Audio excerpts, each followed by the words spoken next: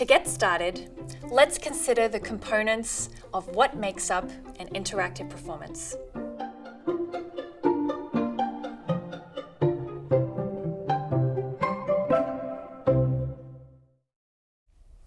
Step 1. Select your musical repertoire.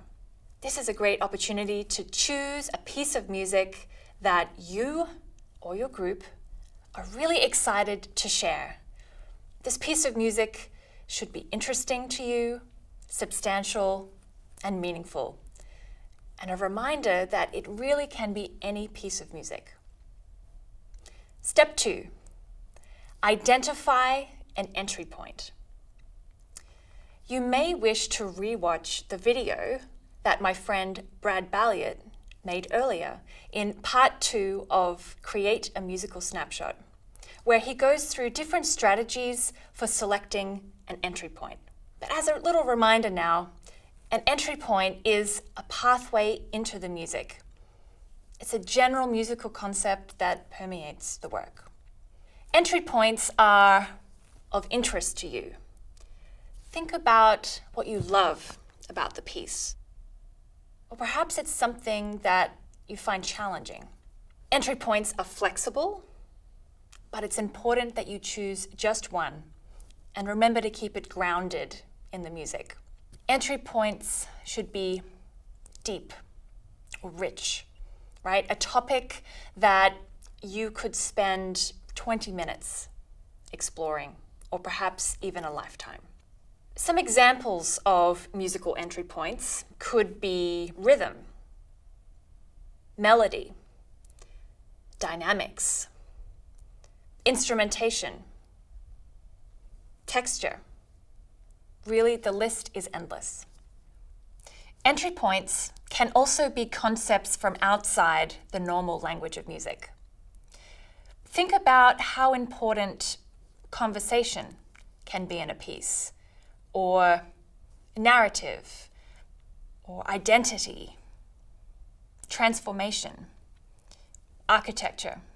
These are all concepts or elements that can also serve as fantastic entry points into the music that you love.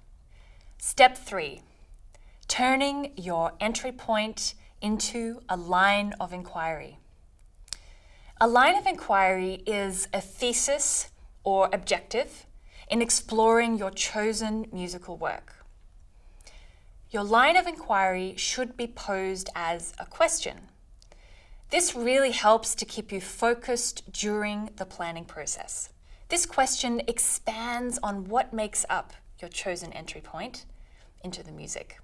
Your line of inquiry guides you throughout the interactive performance.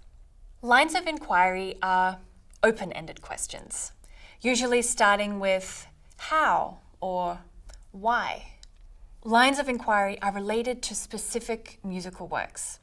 For example, how does one piece or composer or idea achieve something specific? Here are some examples of lines of inquiries developed from particular entry points. So let's take the entry point of musical layers. Musical layers in the 6th movement of Sarah Kirkland Snyder's Blue Hour Suite.